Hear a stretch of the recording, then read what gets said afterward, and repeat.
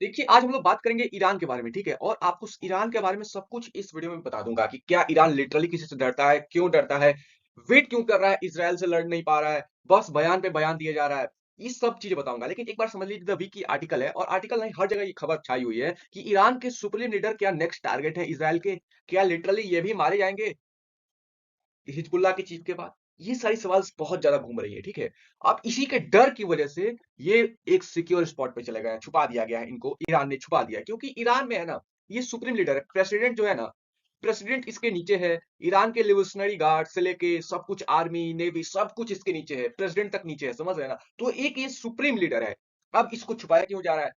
क्योंकि देखिए, इज़राइल जानता है अगर हमने ईरान के अंदर खमैनी को मार दिया तो इसका न्यूक्लियर प्रोग्राम रुक जाएगा। आप समझिएगा, न्यूक्लियर प्रोग्राम रोकने का यही एक ऑप्शन है इज़राइल के पास, और यूएसए का भी यही चाहता है। और आप हाल के दिनों में सुना हमास के चीफ, फिर अब ये देखिए, हमास के चीफ तो इन लोगों ने निपटा दिया। जो जो नसरुल्लाह की बेटी थी, जो हिजबुल्लाह का चीफ था, जिनाब, सोचिए ये मोसाद वाले इसका तक इंफॉर्मेशन लोकेशंस खोज लेते। तो आप सोच सकते हैं इज़राइल किस तरीके से डीपली रिसर्च करता है, एक-एक बिंदु को खोजता है और एक-एक आदमी को पकड़ के मारता है। नसरुल्लाह को निपटा दिया। तो जिस तरीके से इज़राइल है, अभी इस तरह से वर्क कर रहा है, मोसाद जिस तरह से वर्क कर रहा है, उसी वजह से डर लग रहा है, इसी वजह से ईरान ने छुपा दिया है। अब ईरान वेट क्यों कर रहा है? ईरान वेट कर रहा है न्यूक्लियर का, बात समझिए। छुपाया गया है, किस लिए? क्योंकि न्यूक्लियर, अगर उसको मार दिया कि न्यूक्लियर प्रोग्राम रुक जाएगा। अभी देखिए वेट क्यों कर रहा है न्यूक्लियर पे, तो ईरान टोटली डिपेंडेंट है न्यूक्लियर पे, बात समझिएगा। अगर ईरान के अमतुल्लाह खमैनी जो सुप्रीम लीडर है उनको मार दिया गया, तो फिर ये न्यूक्लियर प्रोग्राम ईरान का सपना रह जाएगा। ठीक है? नेक्स्ट टारगेट वही है, अमतुल्लाह खमैनी। अमेरिका और इज़राइल का भी टारगेट यही है कि खमैनी को मारे और इसका प्रोग्राम को रोकें। बात समझिएगा, सब कुछ यहाँ पे न्यूक्लियर पे है, ठीक है? अभी तो देखिए, इस साउथर्न लेबनान पे वार होगा, बिल्कुल वार होगा। दो, 1 से 2 दिन के अंदर, मैक्सिमम 3 दिन के अंदर ग्राउंड इन्वेजन होगा, और ये साउथर्न लेबनान भी इज़राइल के पास आ जाएगा, नो डाउट। लेकिन हाँ, एक दिक्कत होगी, क्योंकि इसके अंदर टनल्स बहुत हैं, ये भी हमास की तरह टनल्स बहुत ज्यादा बनाए हुए हैं, बेसिकली ये। तो एक तरीके से आप देख सकते हैं इज़राइल ने किस तरीके से डोमिनेंस क्रिएट किया।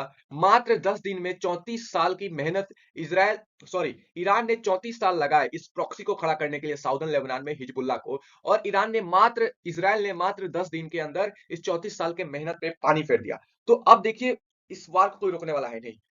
नेतन्याहू यूएसए के बिल्कुल नहीं सुन रहा है, और यूएसए के पास ये ऑप्शन नहीं है, समझाने से नेतन्याहू मान नहीं रहा है, तो लास्ट में 8.7 बिलियन का डील दिया। लेकिन यूएसए इंटरनली, समझिएगा, यूएसए इंटरनली बहुत खुश है नसरुल्लाह के मारे जाने से, हमास चीफ के मारे जाने से। अगर खमैनी को मार दिया जाता है तो यूएसए का बहुत बड़ा एक विक्ट्री माना जाएगा। इज़राइल की विक्ट्री नहीं मानी जाएगी ईरान को मारे जाने पे, क्योंकि यूएसए चाहता है कि उसके न्यूक्लियर प्रोग्राम पे रोक लगे।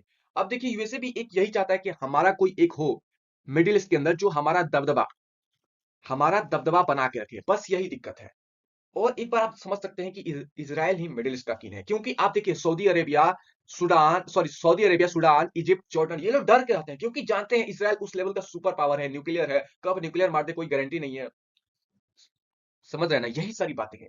और इजराइल के पास इतनी एडवांस टेक्नोलॉजी है कि लेबनान ने इसके ऊपर 100 रॉकेट कल दागे थे, लेकिन कुछ बिगाड़ नहीं पाया। तो यही सारी जो बात देश समझ गए मिडिल ईस्ट में, तो शांति से रहने का एक यही ऑप्शन है कि इजराइल के साथ समझौता करो, इजराइल के साथ अच्छे से बात करो। नहीं तो कोई ऑप्शन नहीं है, मारे जाओगे, बस यही दिक्कत है। और इजराइल टैंक लेके खड़े हैं वो बॉर्डर पे, नॉर्थर्न इजराइल में खड़े हैं कि साउथर्न लेबनान में घुस जाए। बस यही सारी बातें थी।